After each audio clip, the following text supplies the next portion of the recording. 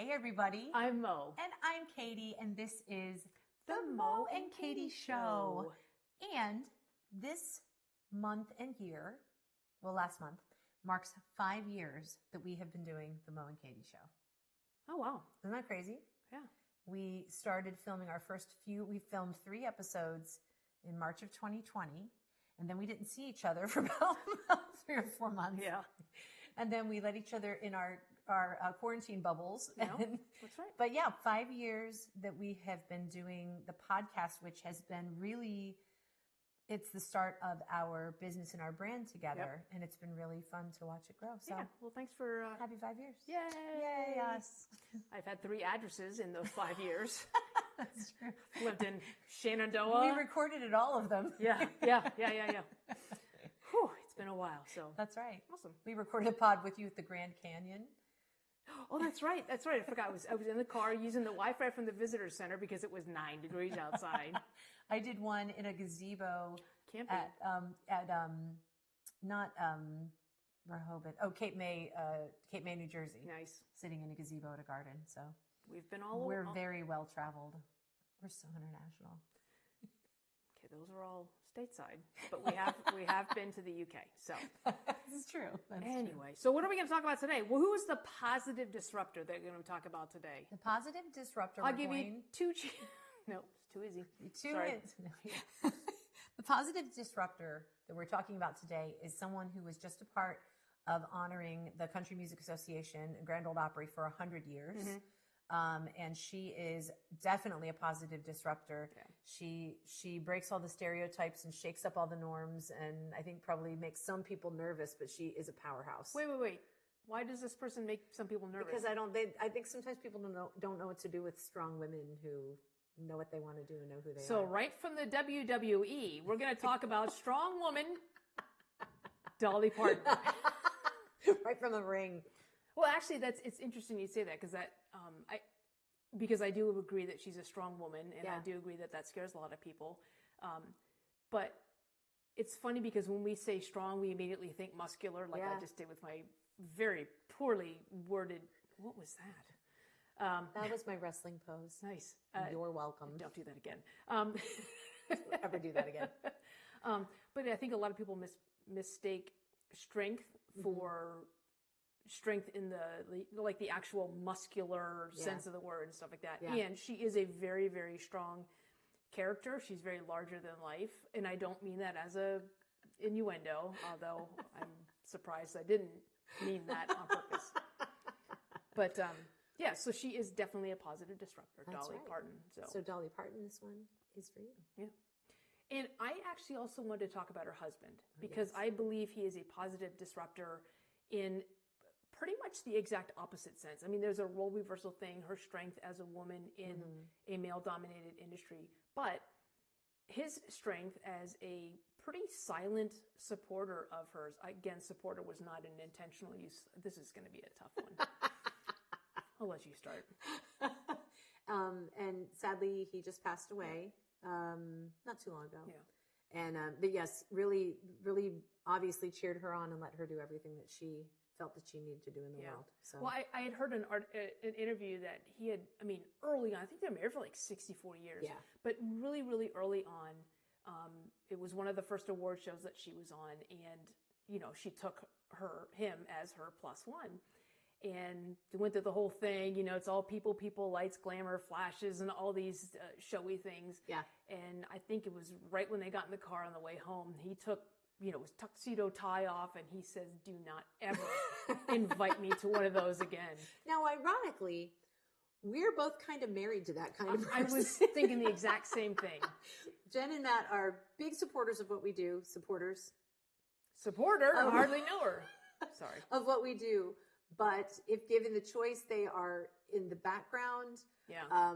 A lot of times it's so funny. There will be a news story on, and my husband, because he's very busy in the city, he'll say, "I was there," and I'm like, "Okay, well, where are you?" And he's like, "I was behind the camera." Yeah. He does not want to be on camera, and meanwhile, I'm like, "Hello, don't want your solo? I'll take it." Mine.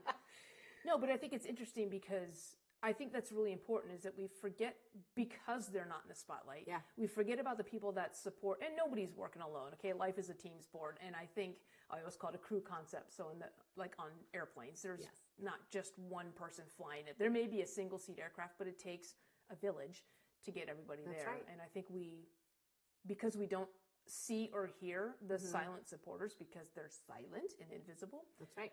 They don't get the credit. And so I want to make sure that we also, in talking about Dolly Parton, we also talk about Carl Dean, her husband. Without the ensemble, there is no musical. I'm always going to make it about musicals. I'm just glad. She can't stop me. I can try. So speaking of music. Oh yeah, I guess I'll always love you, Jolene. Always, Jolene.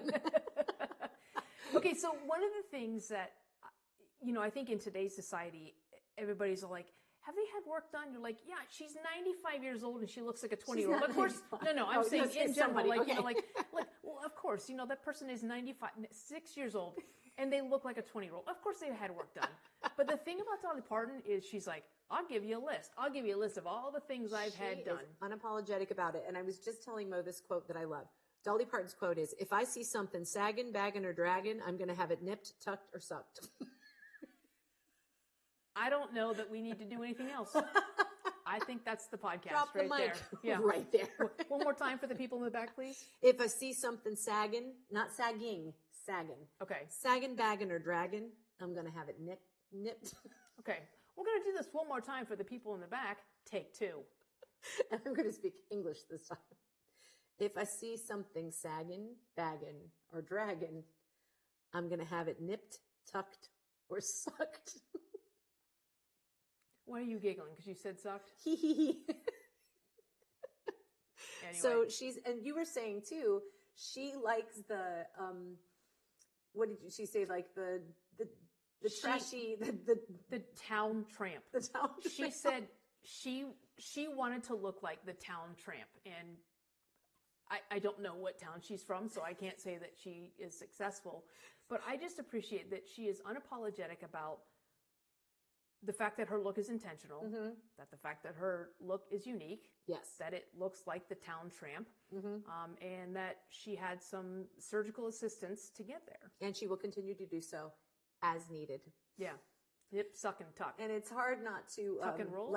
There are times I look in the mirror and I'm like, oh yeah, I wish I could just do a little... something there. Mo and I were just having a conversation upstairs about how the hair on our heads are getting lighter and lighter and lighter as they come in. There's lots of gel, so you can't see. I have over-gelled. What you're looking at is not so much of my hair as it is a gel helmet. Got like a little Danny Zuko thing going on there. Is it a gelmet? Anyway. Dolly Parton was the, I think, 4th of 12 children. And they grew up, she uses the term dirt poor. Yeah. The person that delivered her, her dad paid, I think he was a doctor, I'm not sure, but he paid him with a bag of cornmeal for her delivery. Is that like the old dowry? Like, that girl over there, she's 2 hens. Yes. And like, yeah. Well, if you give her a rooster, like, that's like...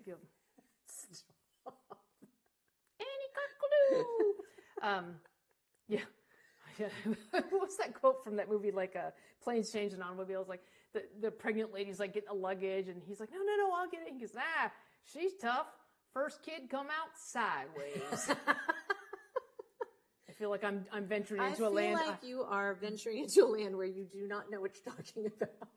Go back and watch. Which is a good plug for our segment. Correct me if I'm wrong. If you'd like to watch. Correct me if I'm wrong, the childbirth edition. It's our personal favorite. Yeah, it is. Yeah. One word for you. Yabba dabba doula. That is one word. Anyway, back to Dolly Parton, who actually doesn't have kids. No, she does not have children of her own, which I think makes some of the things that she does for her community even more meaningful because she never had any children to pour her legacy into. And just to jump ahead a little bit, one of the things that she has established, is it called the Imagination Library? Yeah, I think so, yeah. I think she just decided that every kid needs books. And so she started, I think, in her own hometown, sending out books. And the statistic I told you that I read 1 in every 7 American children has received a book from Dolly Parton. That's pretty cool. Yeah. It's So grown to like 10 million books, I think she's done. If anybody's listening who knows somebody or is somebody who's gotten one of these books, I'd like to know that. I think that's really cool. Yeah.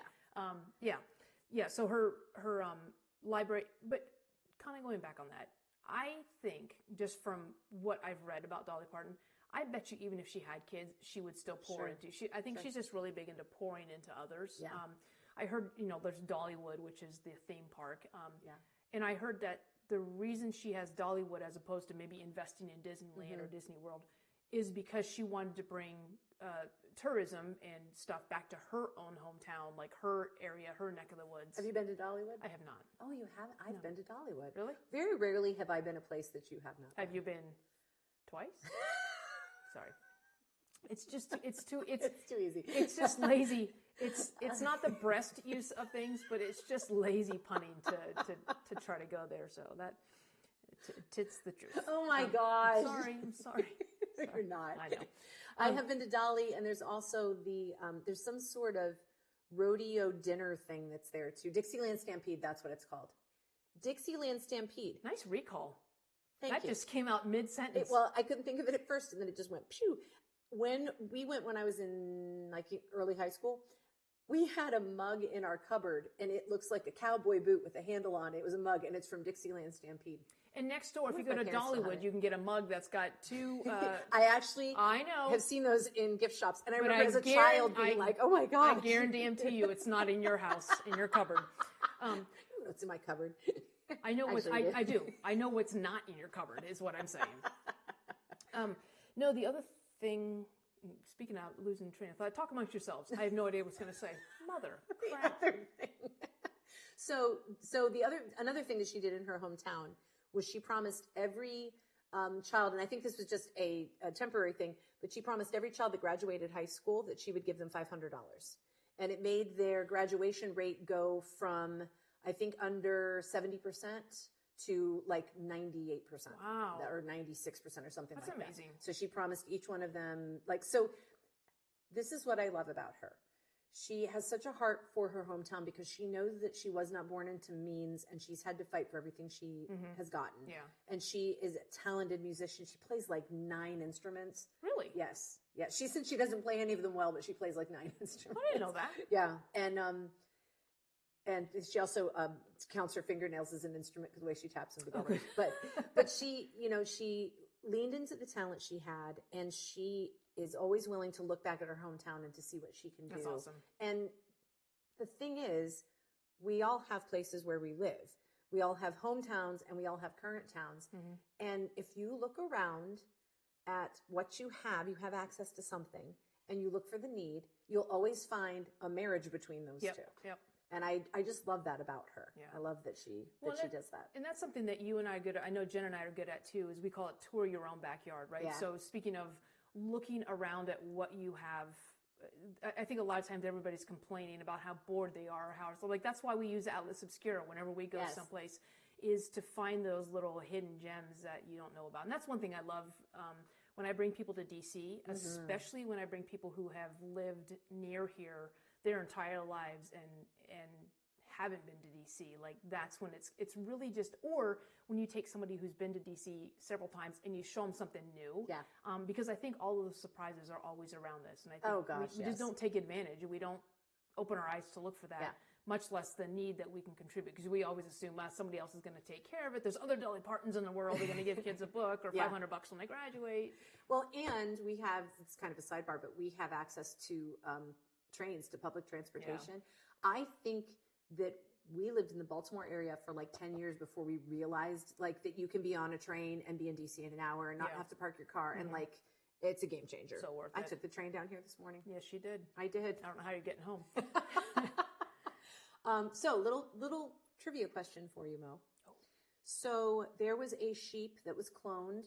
Dolly. Yeah, Dolly. Do you know why the sheep is named Dolly? It has to do with Dolly Parton. I don't. The sheep that was cloned is named Dolly because the cells that they took were from a mammary gland. I'm not making that up. I'm not kidding. That's actually why they named the sheep Dolly. So which came first, the idea or the name? I bet you they were searching the sheep, as one does. Okay, hang on. Where's the best place to take this? Please don't use me as a model, because that was weird. That's not going to end well. And they ended up taking the mammary gland, and then somebody probably went, hey, let's...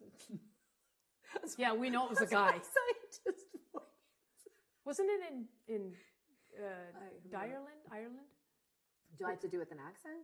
Isn't that where it was, though? That I don't remember. She was sheeped in Clone Land. Oh, sheep. Well, good thing it didn't come from a bull. I lamb what I lamb. Do you woolly have to roll your eyes? Oh my gosh. I will do breast puns if you're going to do sheep puns. So anyway, that's why the clone sheep is named Dolly. Really? Because the cells came from a mammary gland. And I wonder if the sheep looked back at the other sheep and said, thanks for the mammaries. No, you know who said that? Dolly did. Back at herself, apparently. Oh my gosh. Anyway. I don't even know how to transition. What did you look up? I just stumbled upon it. I didn't. No, you stumbled upon a mammary gland. Well, that sounds awkward. Do your boobs hang low today? Wow. So, to be a positive disruptor in your community, like Dolly Parton, and I am sure she still has things. Girlfriend is 79 years old. Wow. She looks amazing. Yeah. Say what you want. She looks amazing. Yeah. And she has paid for the right to look amazing. Yeah. So good on her. Yeah. But I'm sure she still is looking around and saying, what do I have at my disposal that I can use to help other people? Yeah. And we can all do that. You do not have to be an award-winning country music star or a movie star like she is.